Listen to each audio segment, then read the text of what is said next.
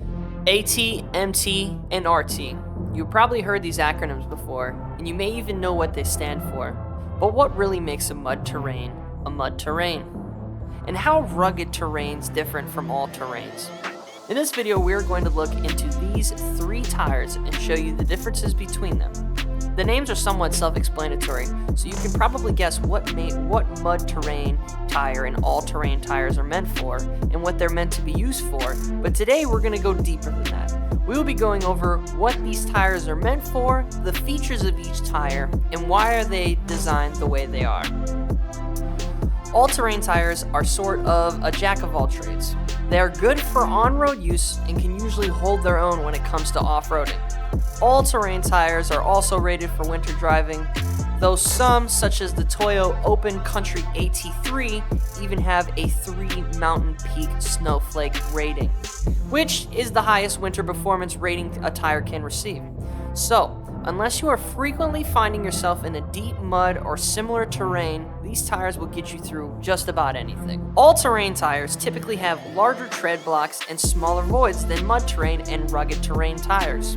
This leads to better on-road performance and less road noise. At the same time, this also means you won't get the same off-roading performance as those other tires. However, that's not to say that all-terrain tires won't do well if you're off-roading.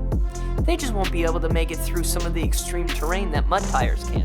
You may notice that the tread on these tires extends past the contact patch onto the shoulder of the tire. This is done on purpose to increase traction in off-road environments. Think of the tread on your tires as fingers.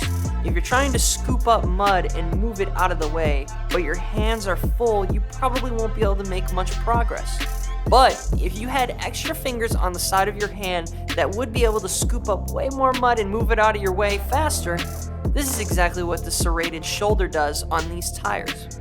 When your tread is packed with mud or sand or clay, these lugs on the side provide that extra traction needed to keep moving when you're on the trails.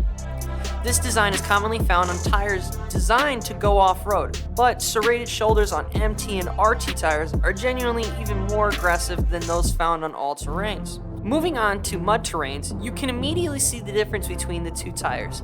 MT tires have a much more aggressive tread pattern that is designed to do one thing and one thing only: maximize traction in extreme off-road environments. While you can run mud tires on the street, they are quite a bit louder at highway speed and do not last as long due to being made from softer compounds, digging into the turf to increase traction in almost every environment. MT tires also feature large voids in the tread that are designed specifically for evacuating mud, rocks, and other debris. The surface layer on these tires are also cut and puncture resistant to increase durability on trails. MT tires also do not perform as well in the winter as AT tires. Especially when driving on hard-packed snow, the voids in the tread are not designed to handle winter conditions and end up getting packed with snow and ice, essentially turning them into slicks. The exception to this is that deep snow, if you can find yourself off-road in the winter or on an unplowed road, MT tires can actually perform well as the voids can throw out loose unpacked snow. Rugged terrain tires really take on the best of both worlds when it comes to off-road tires.